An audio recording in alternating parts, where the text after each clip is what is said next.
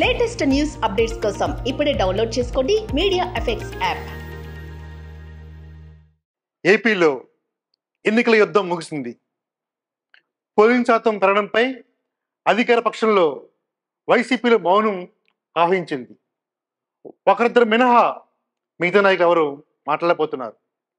ఒక పక్క టీడీపీ కూడా పైకి గంభీరంగా ఉన్నా లోపల భయంగా ఉంది. సో ఏంటి, సాధారణంగా ఎన్నికలు ముగియగానే అన్ని సంస్థలకు కూడా, ప్రజల్లో కూడా, నాయకులు కూడా ఈ పార్టీ గెలుస్తుంది, ఆ పార్టీ ఓడిపోతుంది, ఆ పార్టీ గెలుస్తుంది, ఈ పార్టీ గెలుస్తుంది అంటూ విషయం చెప్తారు. కానీ ఫస్ట్ టైం చరిత్రలో మొట్టమొదటిసారిగా ఏపీలో ఎవరు నెగ్గుతారు అనేది చెప్పలేకపోతున్నారు. శ్రీకాకుళం నుంచి అనంతపురం వరకు ఏ ఒక్కరు కూడా మా పార్టీ గెలుస్తుందని ధీమా వ్యక్తం చేయలేకపోతున్నారు.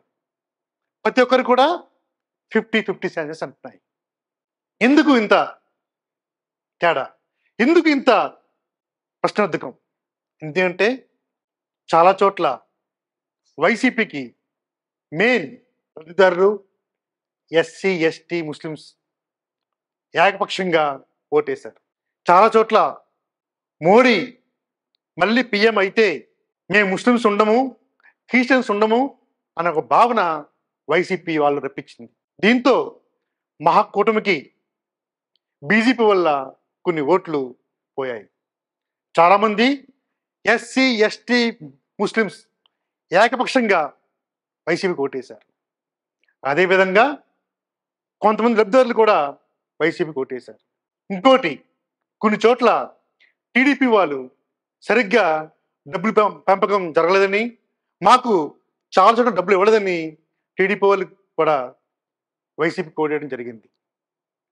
కొన్ని చోట్ల వైసీపీ వాళ్ళు ఇంట్లో ఎంతమంది ఉంటే అంతమందికి అమౌంట్ ఇచ్చారు.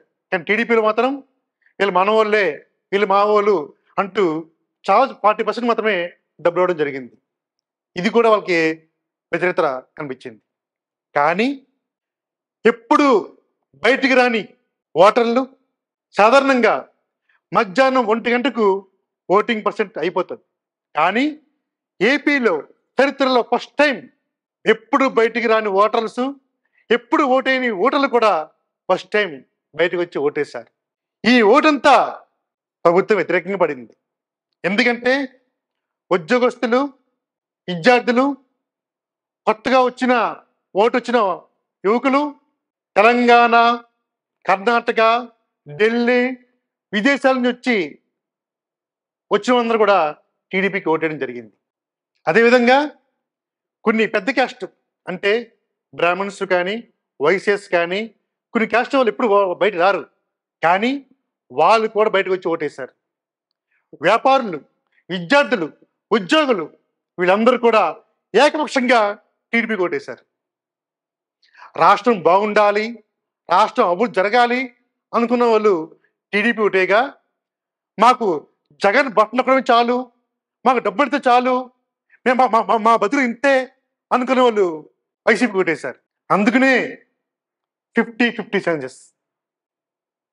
ఒకవేళ ఓటింగ్ సరళి పెరగకుండా, ఓటింగ్ పర్సెంట్ పెరగకుండా మధ్యాహ్నం 1 గంటకి 2 గంటలకే ఓటర్లు పలచన అయితే వైసీపీకి అది లబ్ధి చేరికేది.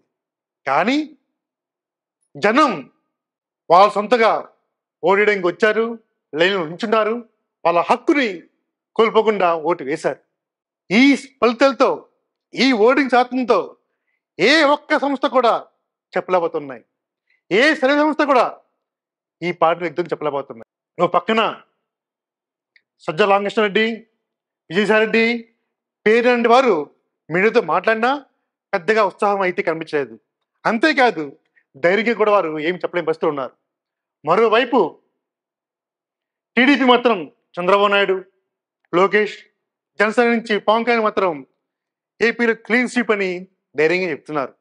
చెప్పినా వాళ్ళ అంచనాలు తప్పే అవకాశాలు ఉన్నాయి. ఏపీలో ఏ పార్టీ నెగ్గుతుంది, ఎవరు ఎదుగుదలకు వస్తున్నది జూన్ 4 ఎవరు చెప్పలేము. ఏ సంస్థ సర్వే చెప్పినా అది అబద్ధం తప్ప నిజం కాదు.